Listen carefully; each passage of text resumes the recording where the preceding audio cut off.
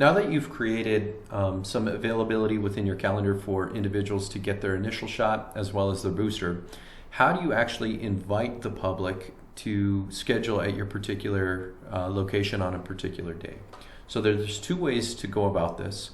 The first is that you can request the Department of Health to invite individuals that have registered within our system that meet the phasing criteria to your event. The way that you do that is using the Fill My Event feature. The second way to get individuals to your event is by creating a special event code on a specific day with some capacity so that the members of the community can use that code to unlock the calendar for that day. So we'll look at that in a second, but let's start with the first one. How do we request Department of Health to fill the event to ensure that you reach the capacity that you've set? So for example, on the 23rd, based upon the availability that we have 75 appointment slots. So we need at least 75 people to register on the 23rd so that we can vaccinate this many people. So to request the Department of Health to fill your spot with 75 individuals from the registration pool, you click this Fill My Event button. What will happen is the Fill My Event request form will appear. And essentially all we're asking is for some basic information. So the from date would be the 23rd, the to date is the 23rd. Now, if you wanted the Department of Health to fill an entire week, you could select from the 23rd to the 29th, please fill my event. For this example, we'll just do the day. And then if you wanted to give them a specific code to use, you could put that code in here and you can use any notes. Please fill my event. I have 75 appointment slots available throughout the day. When you submit this request, you'll see that it's recorded in your previous request. So the date that it was requested, what date you're requesting, and whether or not it's been viewed by DOH. DOH will review these requests and then determine whether or not to approve them. And if they approve them, they will work to fill the request that you have made in order to ensure that all vaccines appointments are filled. However, if you did not want the Department of Health to fill your event, you could create availability you could create a way for the community to register and schedule an appointment on this day. So the way that you do that is you click on the table header, Saturday 1/23, and you'll see that you have all these options for the day, right? So we're going to go ahead and look at special events, and you'll see by default the system adds an event code to the day with some capacity. Now, you don't have to use this specific code. The system automatically adds these to any day that you add availability. But if you wanted to create a unique code, you could simply click Add New Record, and we'll just name this Sample Daily Special Event Code.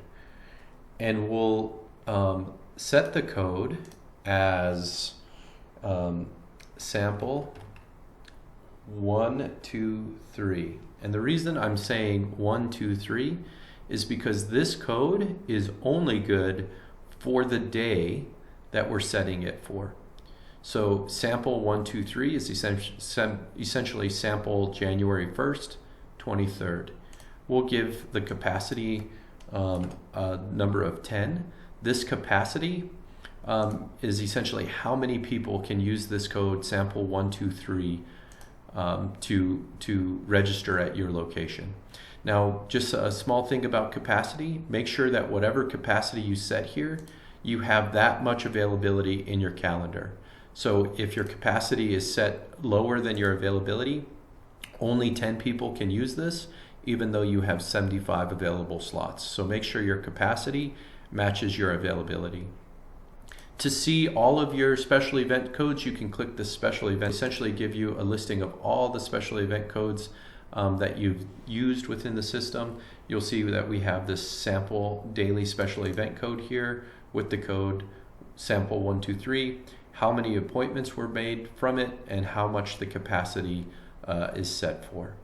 So let's switch views to the public and see how the public can use sample 123 to register at our location. When the public receives a code, they'll log into their account. So this account, somebody has gone through the soft registration but has not yet completed their profile. We can see that because their icons are still set to pending as opposed to the green complete check mark. If they try to bypass the system and say schedule an appointment, you'll see the system gives them a hard stop alerting them that vaccine is not yet available for them. But if they have an event code, please enter it below to register. So let's use our event code, sample 123, in order to schedule. What you'll see is the system forces the user to complete the profile before scheduling an appointment. So if we click OK, you'll see that we need to finish our profile before we move on. So I'm going to go ahead and click into personal information. You'll see that we have some just basic information. I'm going to select mail. I'll put in my address. We'll put in the city for this particular registrant. This is essentially the public finishing their profile. I'll put Dr. Sanzoni as my emergency contact, and then update my personal information. You'll see as I move through the profile and complete the profile, the specific sections move from pending to complete. So in this example, I'm just going to say I don't have insurance and I consent to the billing. And now, once my profile is complete, I can schedule an appointment. So if I click schedule an appointment, you'll see the city is selected, the location is selected, the date is selected, and if I tried to change the date, I couldn't, because keep in mind that special event is tied to the 23rd. And the time slots that are available on this day are made available, are options that I can choose from. So if I say let's schedule for 12:30, update my appointment, you'll see the system says Christopher Schroeder, your COVID-19 vaccine appointment is scheduled at the location on a particular day at the time, and it includes the address. So what we've seen is how the public will use your location code to register. What you'll see from the back end as a provider is that now at 12:30 we have one appointment. If we click in there, we can see Christopher Schroeder is coming in, and if we look at our appointments grid, you can see that we now have one individual coming in today at 12:30.